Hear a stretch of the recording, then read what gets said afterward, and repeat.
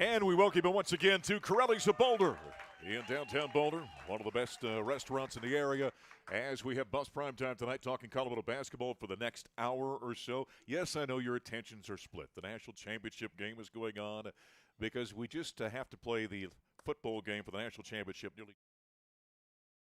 Makes perfect sense, doesn't it? Yeah. But we are talking basketball here. By the way, Indiana 10-0 is our score late in the second quarter.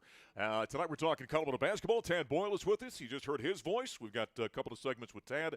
Ian Inman is going to join us as well, freshman for the Buffaloes, number 0 for Colorado, and JR Payne as well. The Buffs men's team coming off a couple of competitive, but can I say frustrating losses? Yeah, frustrating every loss is frustrating. Yep. For Tad and the Buffs as they went through Cincinnati and then West Virginia, and now they get ready for Kansas coming in tomorrow night. We got some breaking news about that game tomorrow night. We'll talk about here briefly, but where should we start? Do we want to talk about rebounding and that kind of thing? You know, look, the Cincinnati game was we've been really good at taking care of the ball so far this year, and we knew Cincinnati comes out and pressures, and we had practiced against it. We had talked about it. We had watched film on it, but we just didn't handle it very well. And then in the second half, again, just much like the Texas Tech game at home, you know, we come back and our guys have a lot of fight in them. But you dig yourself holes in this league, especially on the road, Mark. It's tough to come back. But even with that being said, we cut it to a 4-point game with a few minutes to go, and we just couldn't get over the hump. But Cincinnati's a good team, very talented. They're playing better. Their backs were against the wall. We knew that. And then, they turned around and beat Iowa State, who's as good a team as there is in the country, the next game. So, look, this league is unrelenting. It's unforgiving. And if you don't bring your A game, it's going to be hard to win, especially with a young team and a team that we're still trying to, grow into roles and develop some certain players. We've got – I'm not saying we have to play perfect, but we have to play well to give ourselves a chance. And we're playing well enough at times. We're just not consistently playing well enough. And then West Virginia, again, another very, very well-coached, good defensive team. Knew what we were getting into there. I knew scoring was going to be difficult in that game, and it was. But not necessarily because our offense wasn't good enough. It's just because at some point, outside of Barrington and Isaiah, we've got some guys that are struggling to make shots. Yeah. And so at some point when you play against a team like West Virginia who really packs it in and protects the paint, you're going to have to make some shots to beat those guys, and we weren't able to make enough of them. And the bottom line is our defense and our rebounding is not good enough yet. I think it's making some strides, but it's just not good enough to where it needs to be to win in this league. The game against Cincinnati, I think, what was it, 17 turnovers? Yeah, 17. Cincinnati. 17, yep. And when you play a team like that, and both Cincinnati and West Virginia, their defensive numbers are very good, up near the top of the league. And in this league, we know, and wait till you see a Houston or someone like that. Oh, boy. The way they defend, as physical as they are, and they're always reaching and always grabbing. And they almost put it on the officials. Okay, what are you going to call tonight? There's no question. We're gonna beat you up and tell the officials. So your young guys have got to respond to that, don't they? Yeah, and you have to be strong with the ball because you're gonna get. And we talked about that before Cincinnati, guys. You're gonna get fouled, and they're not gonna call it. Like, you have to be strong with the ball. Like, it's just the way it is in this league. And West Virginia, we showed them a clip on the tape where a guy came in from. The three-point line and basically put a forearm shiver in the middle of our back and drove us into the lane. Clear foul. That wasn't called, and it's not going to be called in this league. And then he steps out and makes a three. It's like no blood, no foul. So we have to adjust to that. And we got a lot of young players who aren't used to that, but they're getting used to it. And hopefully we can be in a position where we can fight back and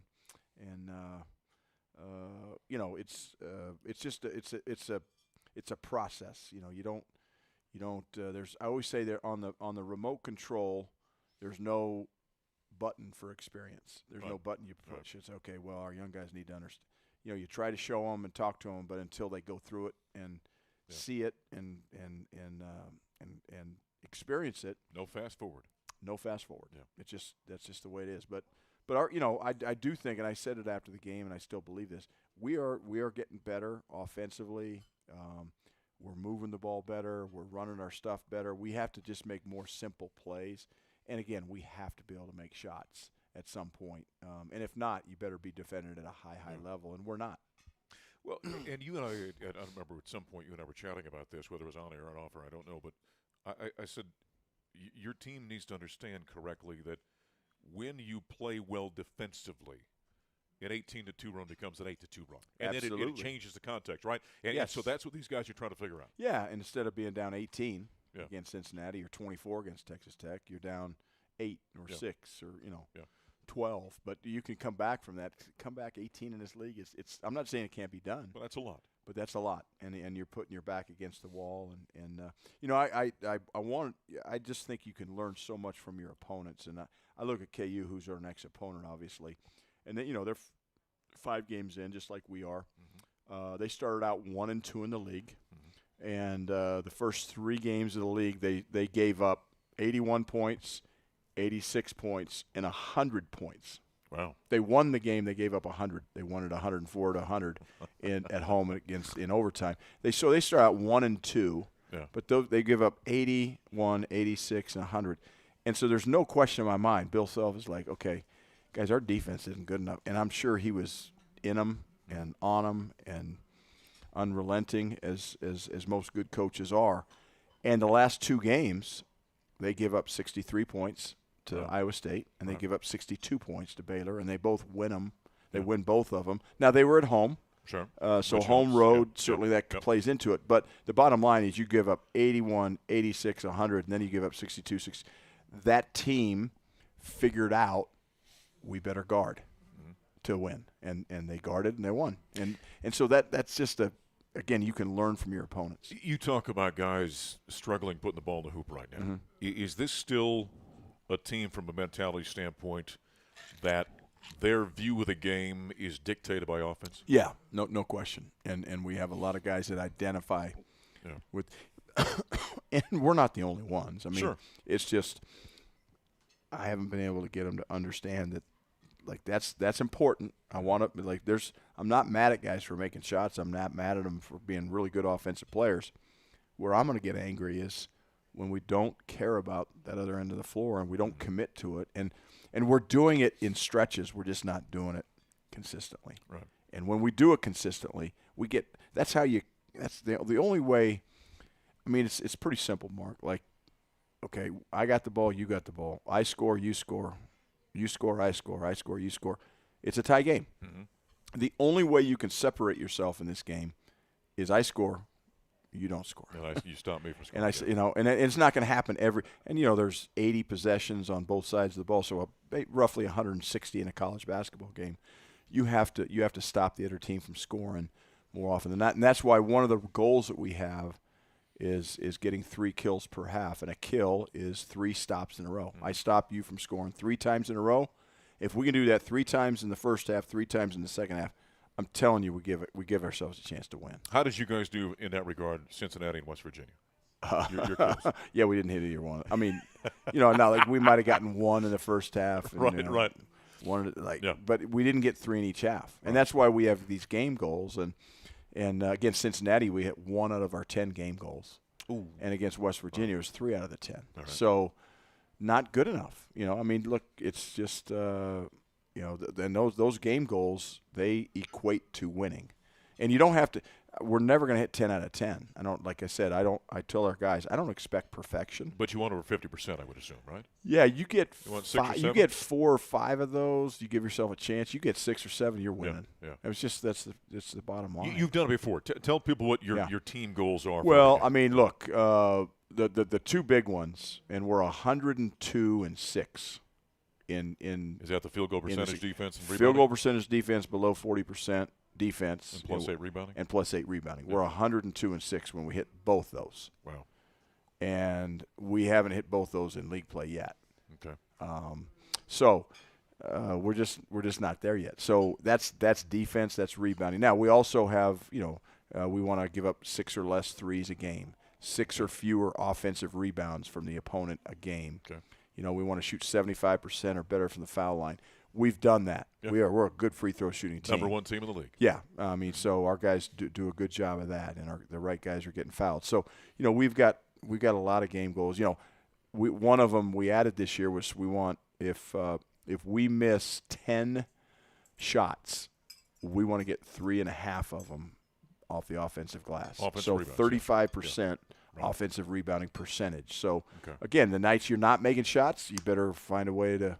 One's getting to the free throw line, the other one's offensive rebounding. So there's a lot of different ways you can win a game, and I want our guys to understand what those are. And then as a player, look, this might give you an idea of our rebounding.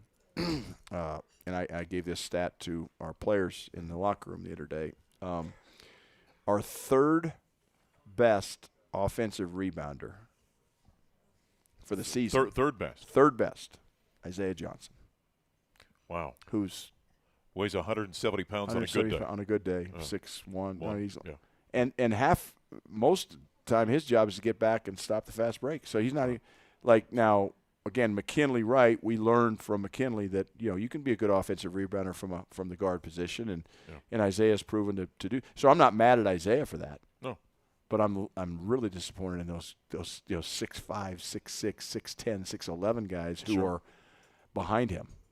And that's disheartening, and it should be a wake-up call for some of our guys on this team. And so we'll see. I mean, look, it's a long season, and we are a young team that's going to keep getting better and better. I'm not giving up on them. I love this group, and they're competitive, but we got to become more consistent. The Buffaloes have got Kansas in town tomorrow night. I hope you're ready for this one. It's a 9 o'clock tip-off tomorrow night. We'll hit the air at 8:30 on the network. Our program tonight is brought to us by Modelo, a reward for those with a fighting spirit. Modelo brewed for full-time Buffs fans. We're at Carelli's. It's Buffs Prime Time. More to come with Tad Boyle after this. This is Colorado basketball from their field.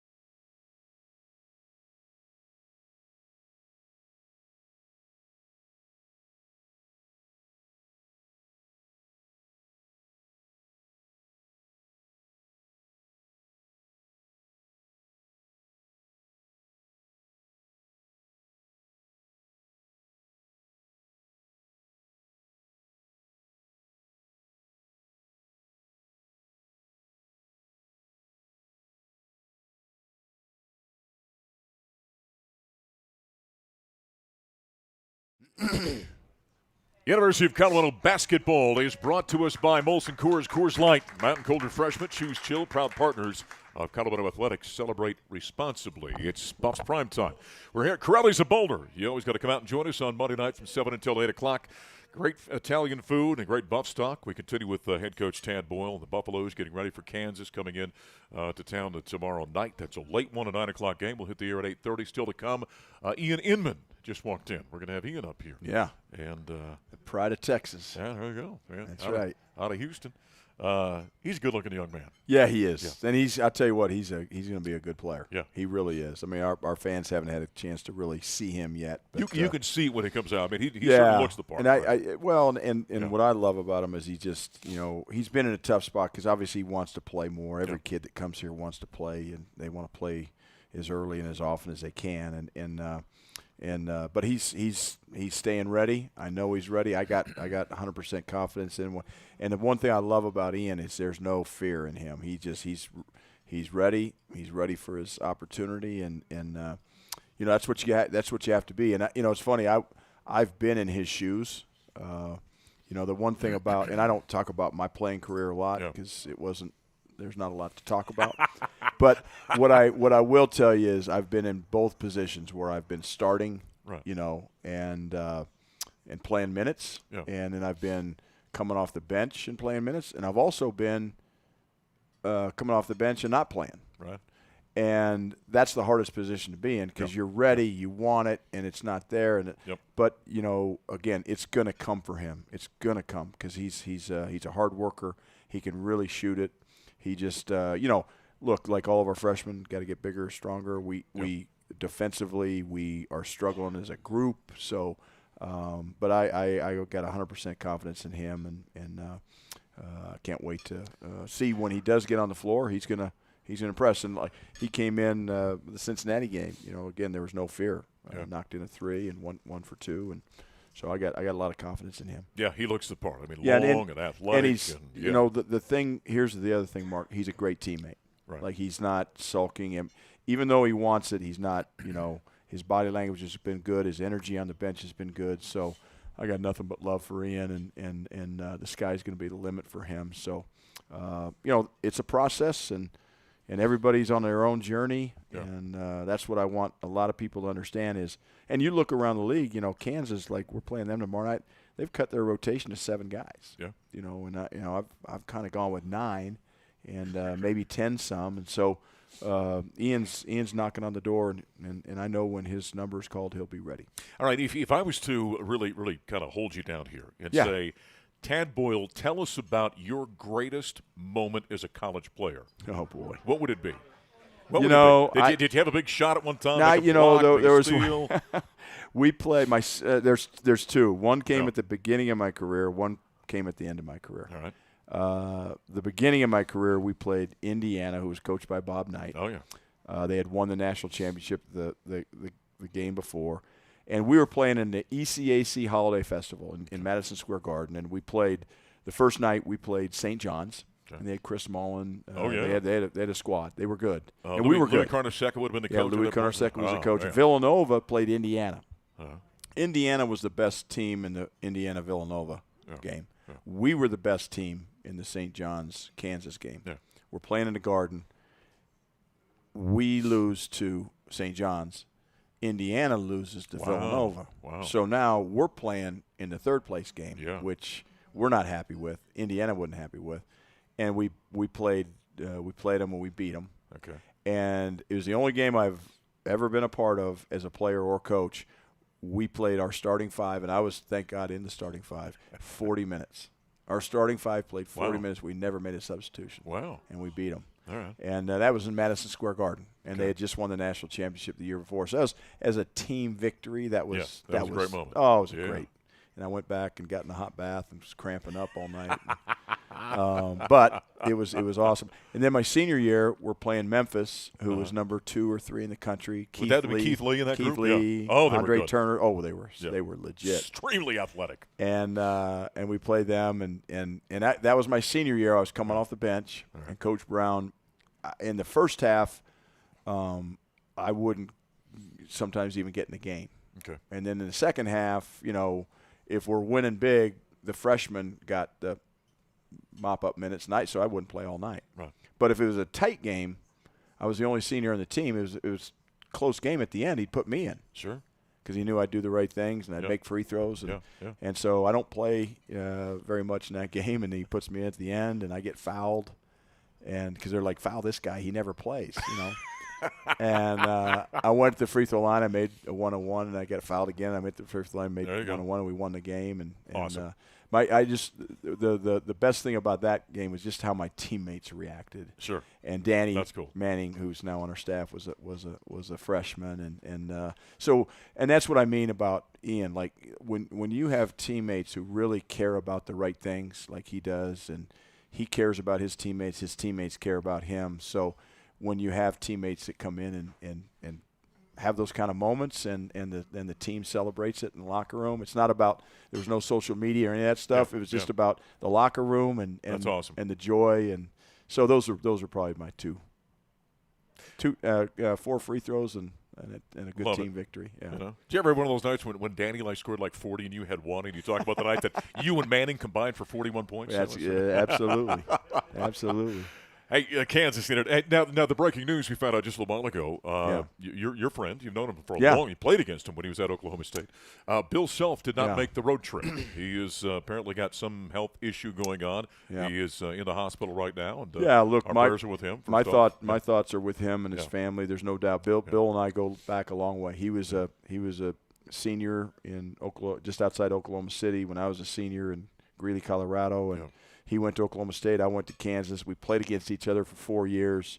I've obviously watched his coaching career kind of evolve. He's watched mine. He was a lot smarter than me. He got into it right away. Right. He was in fact, when I graduated in 85, he graduated in 85. I went in the business world, and he became a GA at Kansas for Coach Brown. Yeah. And that was kind of his start into coaching. And then, went back to Oklahoma State, his alma mater, and then on his way. But obviously he's in the Hall of Fame. Great guy, great coach. I got nothing but respect for Bill, and I just hope he's healthy, because I saw him at media days in Kansas City. Lost a bunch of weight. Lost a lot of weight. Looks great. Yeah. I mean, he's still got his hair. Right. I don't have mine. He's lost 30 pounds. I haven't. Okay, well. And so. Who's the better golfer, you or him?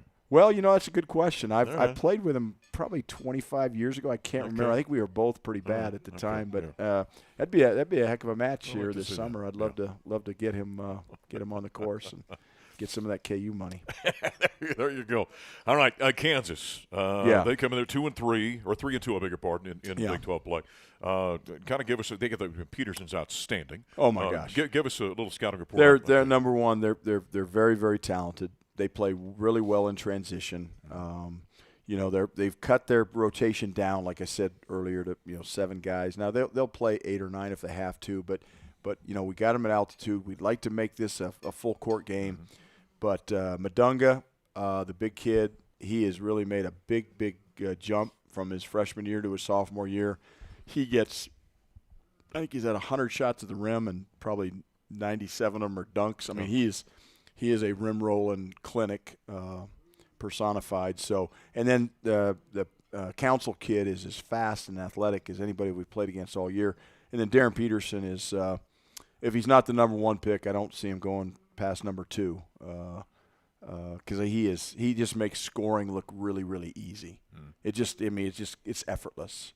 And so we've got a game plan for both those guys, but it's not just about those 2 guys. I mean, they got other guys that can really play well and hurt you. And so, Kansas has got good players. They always have. They always probably will. But the fact that Coach Self's not with them, I mean, that's a big blow. But, he hired Jacques Vaughn in the offseason. I don't know who's going to coach the team, but, Jacques' a former NBA coach and played there as a point guard for Coach Williams, I believe. So, no, they'll be ready and they'll be talented, and we got to be ready to roll. And we will be. Our guys, you could tell in practice today, our guys were dialed in. Yeah.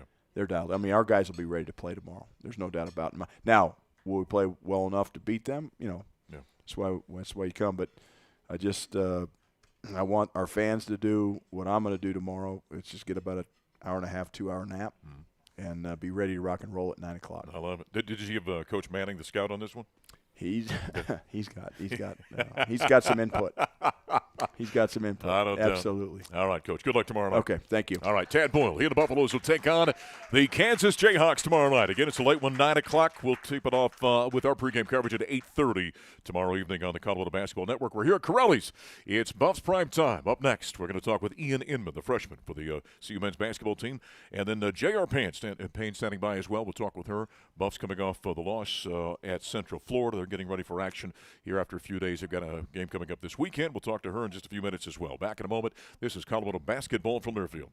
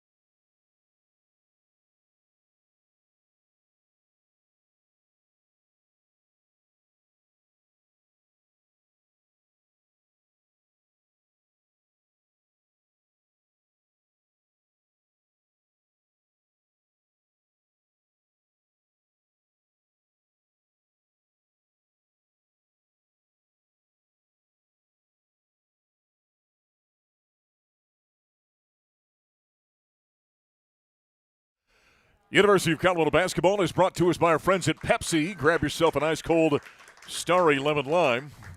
That's one of the great products, flavored soda for the game. Starry hits different. Starry is proud sponsor of Colorado Athletics. It is the Buffaloes and the Kansas Jayhawks coming up tomorrow night. Joining us during our player segment, the freshman out of Houston, Texas, Inman, is here for a few minutes. Welcome. Yes, sir. Yeah, good to have you here. Yes, sir. Thank you for having me. We're just talking. I mentioned the score of the national championship football game. It's 10-0 right now. I said, "You football fan?" He says, "I'm from Texas." Are you kidding me? Got to. Did you ever play football? Yes, sir. I played quarterback. I played in middle school, and I was kind of good for sure. And I grew up playing football because my dad always wanted me to play. So is that right? Yes, sir. Tell us about your family back in Houston. Yes, sir. Big family, small family? Tell us about everybody. I got one little brother. He plays football, and then my dad lives out in Houston, and my mom lives out in Houston. So good family, good group, and love everyone. But you said your mom travels here to Denver quite a bit with her work in oil and gas. Yes, sir. Yes, sir. She actually works out here sometimes and has work out here. So she tries to catch as many games as possible, and I'm super grateful to have my mother here at all times. Yeah. All right. When did you realize that basketball was your game? I'd probably say I thought basketball was my game. Probably like 7th, 8th grade. I was pretty good in middle school and stuff like that. And then I always grew up playing football and basketball. And then in high school, I just took basketball more serious. And then I didn't really get on the scene and stuff like that till like junior year. And that's when I knew I was like, okay, cool, this is it. Did you have a moment? A lot of young men will have this when, the testosterone kicks in and you grow about 6-8 inches in one year. Did you have one of those years? Yeah, COVID year. So I was at the crib a lot. I was either working out or sitting in my bed chilling, and I would always be like sleeping in and stuff like that. So yeah, I grew like maybe like 4 inches, and then I just gradually grew like in my high school years. That's when mom and dad can't keep clothes on you because the sleeves are up here and your pants are short. Yes, sir. Yes, sir. Well, when's the first time you dunked? How old were you? Ooh, that's a good question. I think I was like 15, maybe. Okay. I was rim grazing, and then 16. Yeah, I started dunking a lot, and then I can dunk now. Where's the athleticism come from? Mom or dad? Were they athletes? Yeah, my dad played football. He tried to walk on at Texas, so he was good at football. And then my mom, she actually didn't play any sports. She was in a band and stuff like that. And she was super nerdy, so that's where I get my smart. She was. she got. That's where I got my smartness from. But yeah, I think I got my athleticism from my dad. Yeah. Now I just told him that his mom and dad can check out the archive at CUBus.com on Facebook. Mom, he meant that only with love. All right? Yes, sir. That was a very loving comment you sure. just made right there. Colorado, okay, you're down in Houston, Texas, all right? This is a long ways away. Had you ever been to Colorado before? I've been to Colorado on vacation. I mean, you take vacations to the mountains. Super nice out here, super pretty, so yeah. So why'd you end up here? I mean, I imagine you had options. Right. So what was it about Tad Boyle and the Buffaloes? It was just really about the coaching staff and, like, the connection. Coach actually coached one of my AAU director, PJ Kuznard, so I had the connection with that. He used to coach at Wichita State, so it was all love. Came here, loved the atmosphere, loved the coaching staff, loved Steve-O. Everybody talks about Steve-O in the weight room and stuff like that. So it's just a good group out here, and I love it here. Is it a love-hate relationship with Steve, though? I mean, yeah. You talk to every one of the players. At some point, they love him. Yes. But generally, it's preceded by hate for him because he's really tough on you guys. Yeah, he's super tough. But, again, he's super cool. I love Steve-O. He's always talking mess, always talking with the guys and stuff like that. But I love Steve-O. He always gets us right in the weight room. Yes, sir. He's like 5'5". I know. Yeah. You're staring down at him, and he's down to like a kid, and he's yelling at you. Yes, sir. Yes, sir. Yeah, he's kind of fun, though. Yeah, for sure. Have you had much interaction with a lot of the NBA guys we've had come through here, with Spence and Derek and KJ and all those guys? Yeah, when Derek White came out here to play us in like runs one time, I got to talk to him and stuff like that. And then I work out with Marcus Hall. Marcus Hall used to play here. That's one of my trainers back in Houston. And he lives in Houston. Yeah, that's awesome. Yeah. So I had the connection with him. He was like taking me on as Colorado and stuff like that. Tell me about the system. Tell me about how it is up here and stuff like that. So that's a super good connection to have and stuff like that. But yeah, I've had connection with some people for sure. Marcus is a good player, by the way. Yeah, he was a really good player. Yes, sir. Yeah. Oh man, he competed hard. Yes, sir. Tad was talking about you want more playing time, and this is an evolutionary process, right? You got to mature into it. Right. Do you struggle mentally with, I want to be in there, but I'm not getting minutes and kind of dealing with all that? I mean, sometimes. I mean, as a team, really winning cures everything. And when you win, I mean, everybody's happy and stuff like that. Coach always says, bring your best energy to the practice and in the basketball game. So, I mean, really, I support my teammates at all times. And when I get in the game, sometimes, you just got to put your best step forward and be ready. Well, you came in against Cincinnati. You're not shy to jack up a three every once in a while. Nah, not at all. Not at all. Not at all. Good group of guys. You like the chemistry on this group? For sure. All of them are super good guys. Everybody has funny personalities. It's just a good group. Yeah. Who's the biggest cut up on this team? The guy that's the biggest personality? Probably John Manny. John Manny's super funny. Yeah. I never would have guessed that. I mean, he's super quiet in public, but behind the scenes, he's super talkative. He's super funny. Isaiah's super funny. BD's super funny. I mean, we have a bunch of funny guys, and everybody connects very well. Yeah. This team, the way it's playing right now, you guys got to figure some answers out in the defense, don't you? For sure. Yeah. Yes, sir. Yeah. I mean, I feel like if we figure that out, I mean, the sky's the limit for this team. We have everybody can score the ball. I mean, like in practice, everybody can score the ball. So that's not really an issue for us. It's just really locking down on rebounding, like Coach says, taking the little things, finishing possessions on the defensive end and stuff like that. And if we get out in transition and we're able to play good offense, I mean, I feel like we can beat anybody. The Big 12 is the best college basketball conference in the country. Have you noticed that once you got in league play, things change a little bit, the intensity, physicality? For sure. I mean, our first 2 games, we played Arizona State in Utah, and that was sort of eye-opening, but it was good to win those games. And then we went to Cincinnati. I mean, for me, it was a huge eye-opener because they started – the first play, they started picking up 94 feet, and all their guards was into us. So and they're coming at you now. I mean, it's poking and jabbing you and all kinds of stuff. Doesn't matter. So when they're up in you 94 feet and stuff like that, it can be challenging. But, you know, we're all basketball players, so it's basketball at the end of the day, so you just have to play through it and hoop. When you're not playing basketball, you're not practicing, what keeps you busy? What do you like to do? I mean, I like watching movies. I'm a huge, like, inside guy. But what I really do like to do when I have the time is golf. I know Coach might have a good golf game, but I want to see about that. We'll see. Okay. But nah, I like golfing, and like I'll go to Top Golf with my family and stuff like that. I like putt-putt. We went putt-putt as a team the other day, and that was super fun. So stuff like that. I mean, sports in general, every athlete likes sports. So anything that has to deal with sports is always fun. Watching football. I mean, on Saturday, Sunday, when you get to watch college football or NFL, it's always fun. Why golf? What would that appeal to you? What is it? I mean, that's very different than basketball. I know. Right? Basketball is very overall physical. Right. Golf is very mental. What is it that drew you to it? Probably just like the touch. I mean, like I have a good jumper and stuff like that. Yeah. So like the touch of the swing and stuff like that is super cool. And I don't know, it's just like relaxing when you go out there on the golf court and like it's really not loud and stuff like that. You're playing with yourself and stuff like that. So yeah, I feel like golf is just all about like touch and like working out through your mental self. Yeah. All right, give us 3. If you got to recommend 3 movies. Okay. Now keep in mind, you're a young guy. What are you, 18 or 19? What do you know? 18. You're 18 years old. Okay. Yes, sir. This group is not 18 years old. I don't know if you can tell that out there. They're a little bit older. So thinking about the audience out there. Okay. Recommend a couple of movies. All right. I mean, I love Marvel. So, like, I like any Marvel movie. My favorite superhero growing up was, like, Captain America, Iron Man, and stuff like that. So, like, I mean, if you can watch any Marvel movie, I say watch the old ones. Yeah. And then maybe next year when Doomsday comes out, if y'all know what that is, go watch that. They don't. Yeah. They don't. But, yeah, Marvel movies for sure. I always put a Marvel movie on. Is there an old school movie you like? Something like, Okay. Probably Love and Basketball. I like Love and Basketball. Okay. All right. Or, I mean, I watched if y'all seen the OG Parent Trap, I like that one. Okay. That one's cool. Love and Basketball, that came out like 40 years ago. I know, it was so long ago. A long time ago, yeah. And then Remember the Titans is a good one. That's now you're talking. That's outstanding. That's a good one.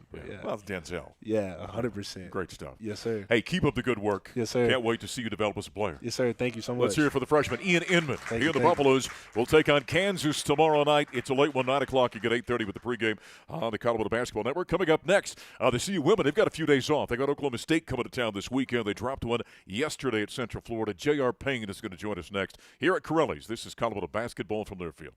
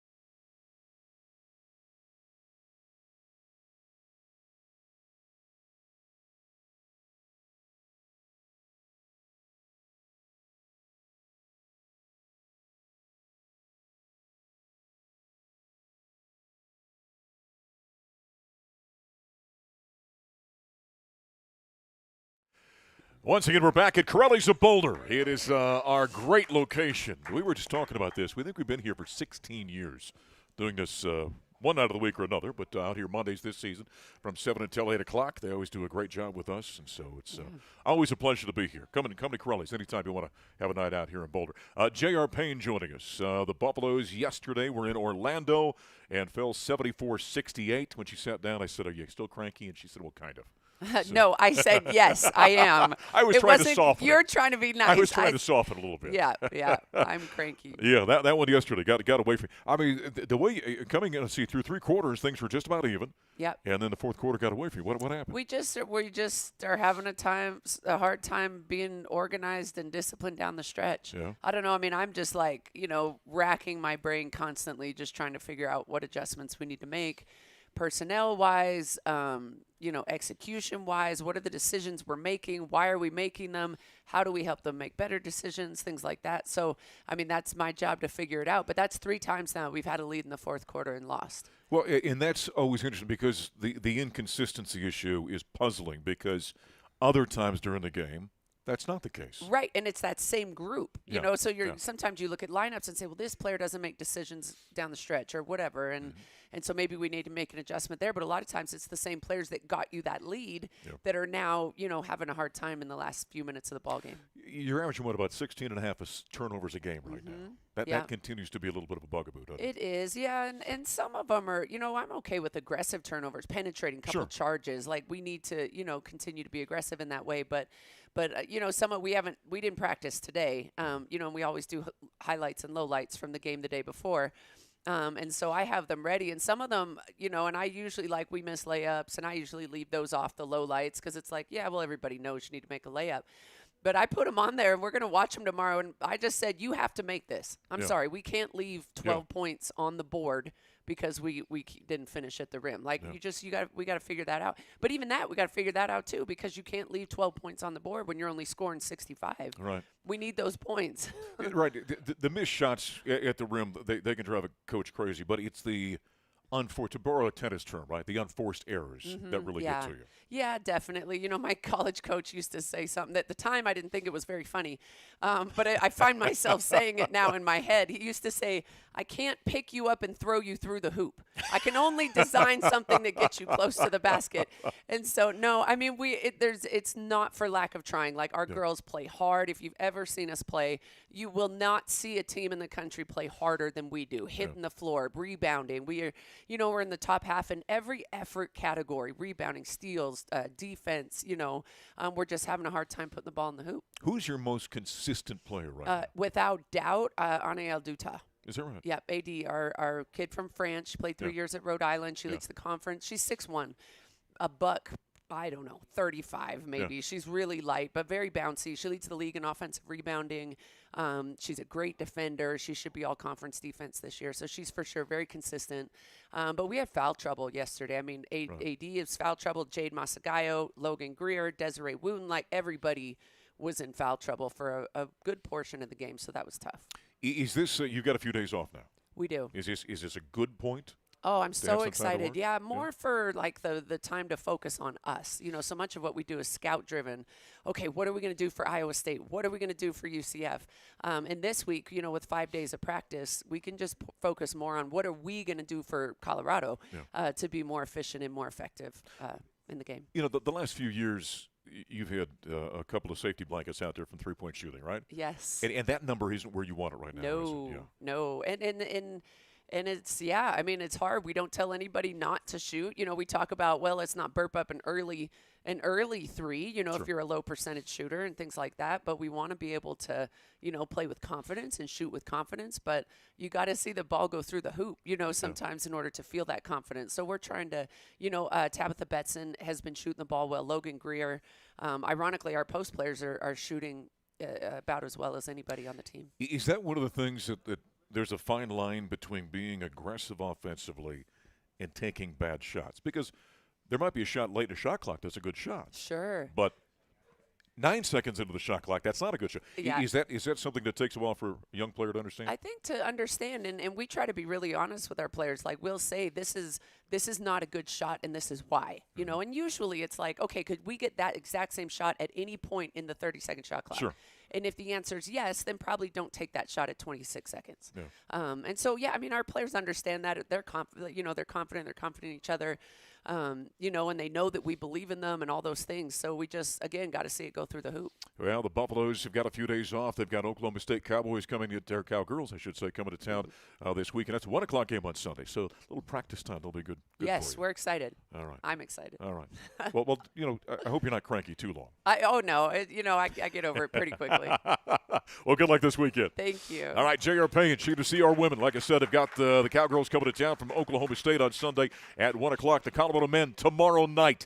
Get the nap in. Get the Sioux Event Center rocking tomorrow night as they'll take on Kansas. We'll hit the air at 8:30. Our thanks to everybody here at Carelli's tonight for always hosting us on Buffs Prime Time. This is Colorado basketball from Learfield.